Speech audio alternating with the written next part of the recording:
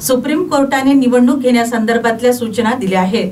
त्या अनुषंगाने आपण कामालाही लागलो आहोत। सप्टेंबर ऑक्टोबर मध्ये होणाऱ्या स्थानिक स्वराज्य संस्थांच्या निवडणुकीला भारतीय जनता पक्ष कायम लोकांच्या सोबत राहणारा पक्ष आहे। जो पक्ष 24 तास लोकांसाठी काम करतो त्या पक्षाला निवडणुकीची चिंता नसते, अशी प्रतिक्रिया ग्रामविकास मंत्री जयकुमार गोरे यांनी व्यक्त केली। तर इतरही संदर्भात त्यांनी आपले मत व्यक्त केले। सुप्रीम कोर्टाने निवडणूक घेण्यासंदर्भातल्या सूचना दिलेल्या आहेत। त्या अनुषंगाने शासन कामालाही लागलेलं आहे।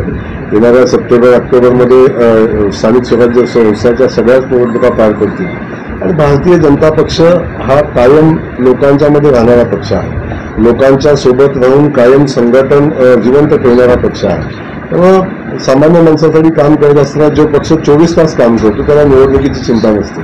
त्यामुळे आजही आम्हाला निवडणुकांची चिंता नाही। आम्ही निवडणुकीच्या अनुषंगाने आमचे सगळे कार्यकर्ते आणि आमचे सगळे नेते या निवडणुकीच्या अनुषंगाने तयार आहेत आणि आम्ही निवडणुकीची तयारी करण्यासाठी वेगळ्या बैठका घ्यायची किंवा आढावा बैठक घ्यायची मला वाटते आवश्यकता नाही। एक रुटीनचा भाग आहे। जिल्हा परिषद ही व्यवस्था ग्रामीण भागासाठी सगळ्यात महत्त्वाची व्यवस्था आहे। या व्यवस्थेचा कामकाजाचा आढावा घेणं आणि सामान्य माणसाला या माध्यमातून न्याय देणं हे माझ्या दृष्टीने सगळ्यात महत्त्वाचं होतं।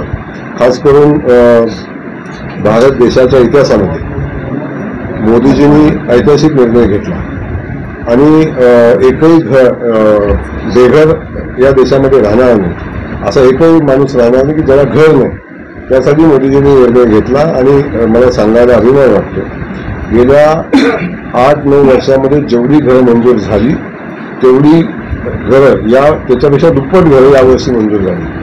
20 लाख घरांना मान्यता यावर्षी आम्ही दिली आणि मला वाटतं या 20 लाख घरांना मान्यता दिल्यानंतर सुद्धा अजून 10,26,000 लाभार्थी जे वेटिंग लिस्टमधले आहेत ते अजून शिल्लक आहेत।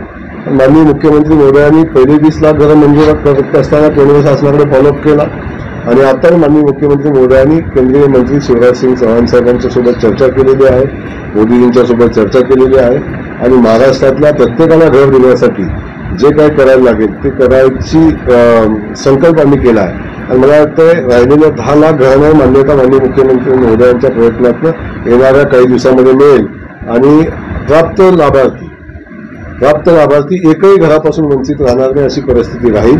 नव्यानं सर्वे करण्याचे आदेश दिलेले आहेत, त्यामुळे सूचीच्या बाहेर असणार लोकांचा सर्वे चालू आहे। त्याही लोकांना घर देण्याचा संकल्प आम्ही करतो।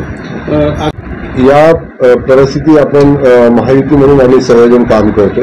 महायुतीच्या मंत्री महोदयांनी सगळ्यांना सोबत घेऊन काम करणं अपेक्षित आहे आणि त्या अनुषंगाने काम चालू आहे।